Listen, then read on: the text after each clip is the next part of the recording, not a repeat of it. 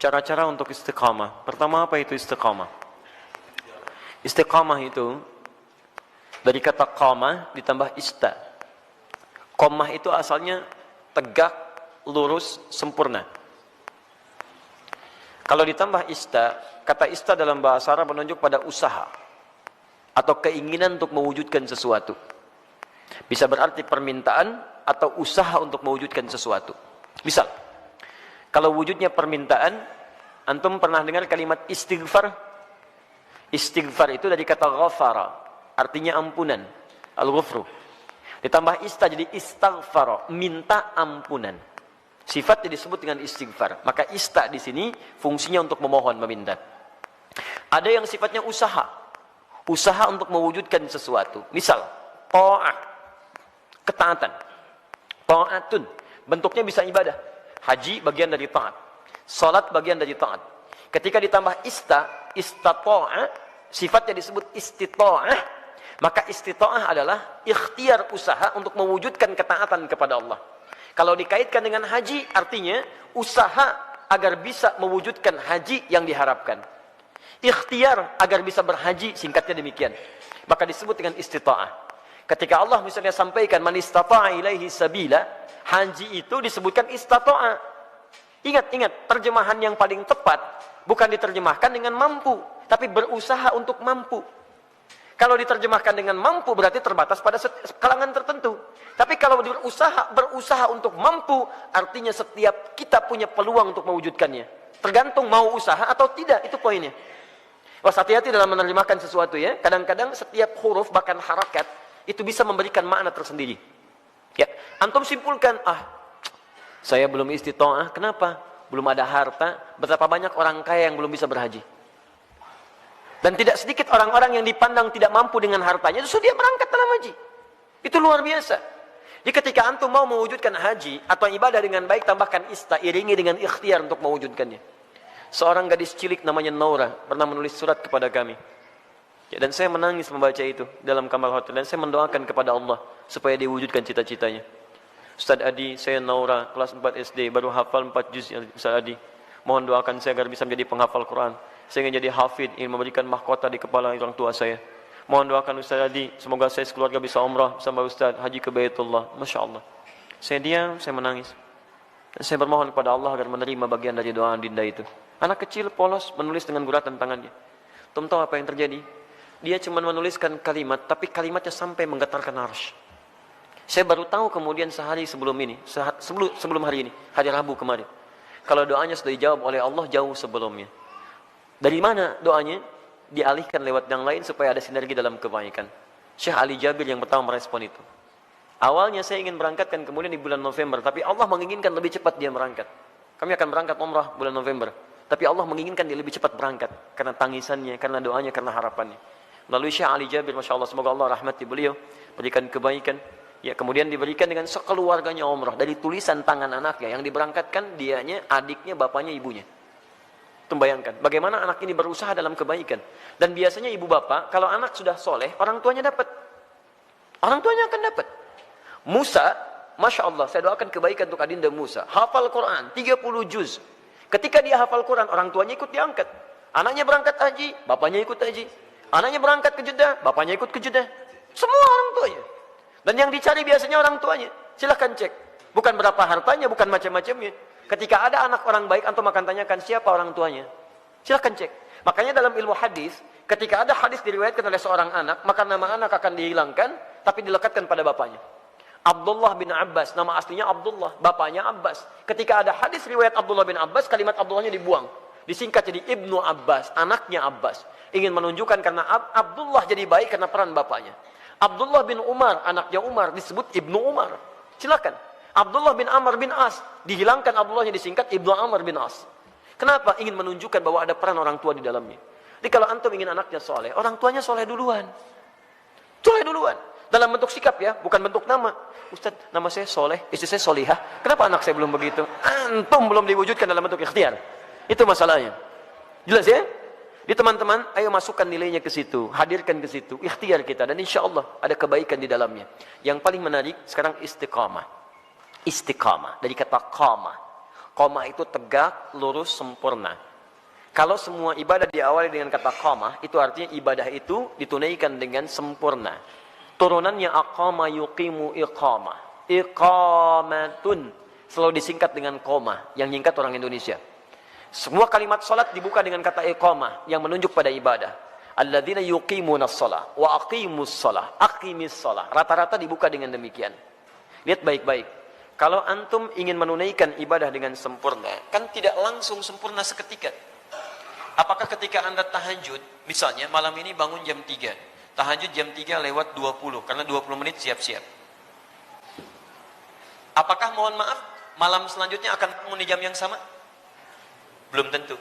Walaupun alarm dipasang dengan situasi yang sama, 2.15, 2.30, 2.45. Alarm pertama mematikan alarm kedua, alarm kedua matikan alarm ketiga, alarm ketiga masih nundutan, ya kan? Menunggu jam 3 tiba. Nih, hari pertama bisa pas jam 3, tapi hari kedua belum tentu. Ya, hari kedua sama bangun, tapi informasi lebih dahsyat sampai kepada kita. Begitu mau ngambil air wudhu, BBM bunyi, ping, setan masuk kemudian ke hati kita. Baca dulu daripada penasaran. Begitu dibaca, Masya Allah. Antum berusaha ngatasi gangguan ini, berusaha untuk konsisten sempurna sesuai waktu dan keadaannya. Berusaha tambah ista. Dengan qamah disatukan jadi istaqama, yastaqimu, sifatnya disebut dengan istiqamah. Jadi istiqamah itu artinya usaha untuk konsisten dalam kebaikan atau ketaatan, usaha untuk konsisten menunaikan ketaatan.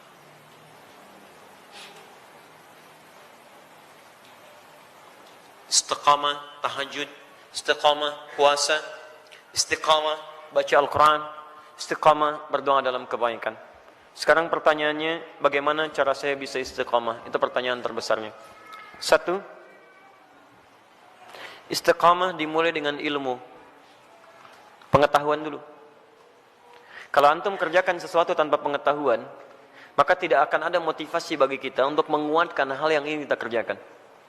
Bahkan Nabi SAW pun ketika akan diangkat menjadi Rasul, kemudian diberikan tugas beliau untuk berdakwah, itu jedanya 5 tahun sampai berdakwah, dan dari jeda itu diberikan dulu bekal pengetahuan. Apa ayat yang turun kepada beliau? Pertama kali wahyu pertama turun, Iqra. Diminta belajar dulu. Belajar. Baru kemudian setelah turun pengetahuan yang cukup, baru 5 tahun setelah itu, 615 Masehi, diberikanlah tugas kemudian dengan turunnya Quran surah ke-74, Al-Mudaththir, untuk berdakwah secara terang-terangan. Nah sekarang antum ingin istiqomah di bidang apa?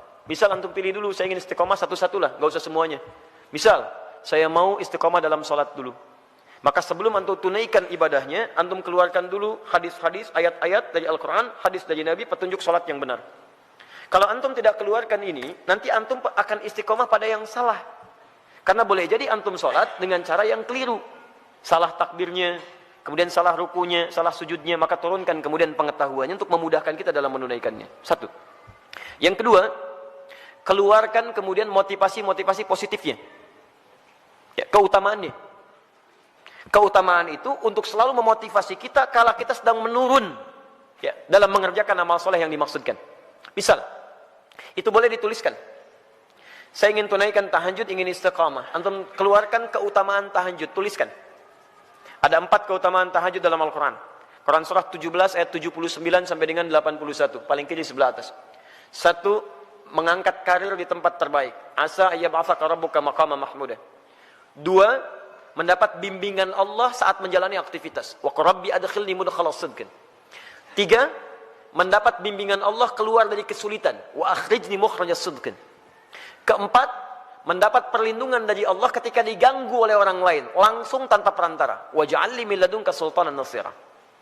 Demi Allah saya katakan ya, saya mohon kepada antum, kalau masih punya banyak tugas, pekerjaan macam-macam tuh jangan tinggalkan tahajud. Walaupun cuma 2 rakaat, witirnya 1 rakaat. Jangan tinggalkan. Kalau antum konsisten, maka nilai-nilai kebaikan akan Allah berikan. Supaya jadi motivasi, antum tuliskan itu. Tempelkan di samping kanan, di dinding tembok kita mau tidur itu, sampaikan sebelah kanan. Tempelkan. Di begitu antum mau tidur, antum bisa melihat itu. Dalam keadaan lupa pun ketika antum melihat itu, antum bisa termotivasi untuk bangun di malam harinya. Kalau bisa tambahkan kalimat di bawahnya. Ya, tambahkan kalimat di bawahnya. Apa kamu merasa sudah ada jaminan surga? Nabi aja ahli surga, tahajud. Kamu bukan nabi, bukan rasul, bukan ahli surga, gak mau tahajud. Apakah kamu masih sehat sampai malam ini? Tuliskan. Sampaikan. Dibuat kalimat-kalimat quote-quote yang indah untuk memotivasi kita ibadah. Ayo. Non-muslim aja punya quote untuk kehidupan mereka. Masa urusan akhirat kita gak punya quote yang baik? Hadirkan. Kita antum tuliskan, jadi motivasi. 2. 3. Di 1 pelajari dengan ilmu, 2 keluarkan keutamaannya, 3 hadirkan ancaman-ancaman Allah saat antum menyimpang dari amal soleh yang tengah dikerjakan. Ancamannya.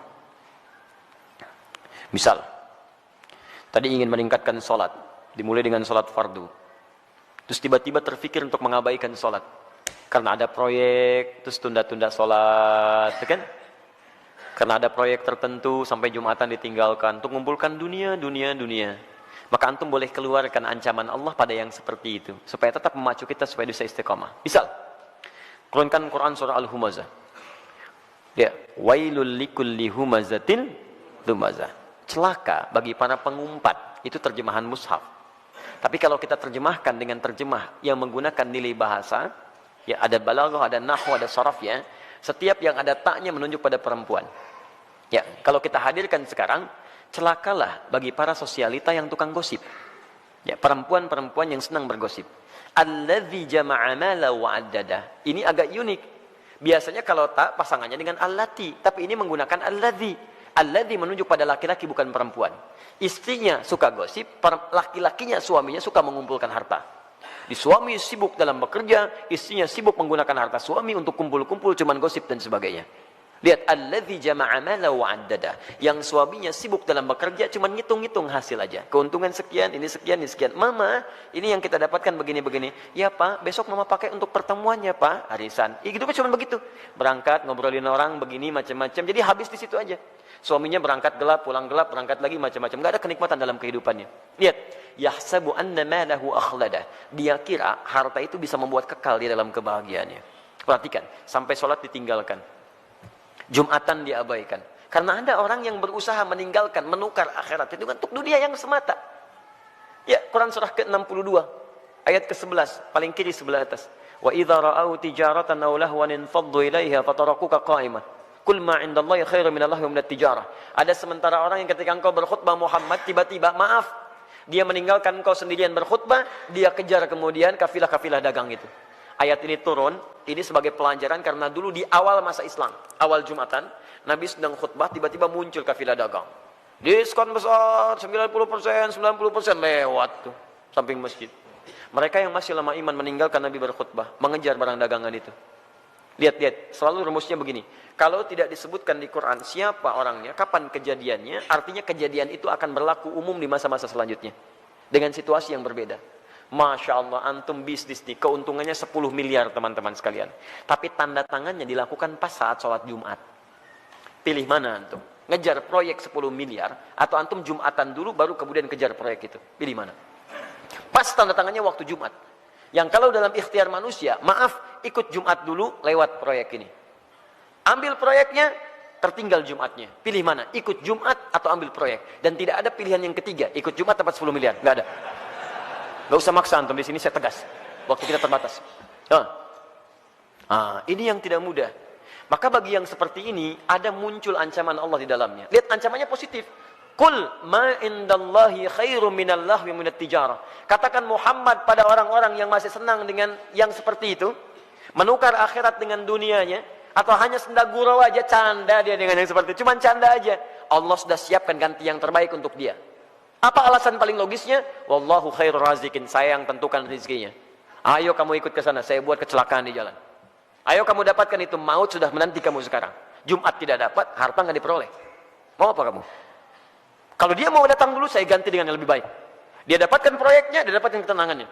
Diberikan yang terbaik. Tapi kalau antum paksa tinggalkan itu, maka ayat diteruskan. Yahsabu anna malahu akhlada. Kalla layumbadanna fil hutamah. Bagi orang yang rela meninggalkan ibadahnya, hanya untuk urusan dunianya, dunia dibagi dua, tijarah untuk bisnis, lahun untuk yang tidak bermanfaat. Ninggalin tahajud cuma untuk sekedar nonton-nonton yang tidak jelas. Ninggalin sholat hanya untuk sekedar nonton-nonton yang tidak jelas. Udah konser, ayo lewat. Isanya, maghribnya, ayo lewat. Silahkan. Beli tiket, beli ini, beli itu, ayo. Ada yang joget-joget, ada yang macam, ada yang mabuk ini itu. Itu lahun namanya. Dia kira akan abadi dengan keadaannya. Lihat baik-baik.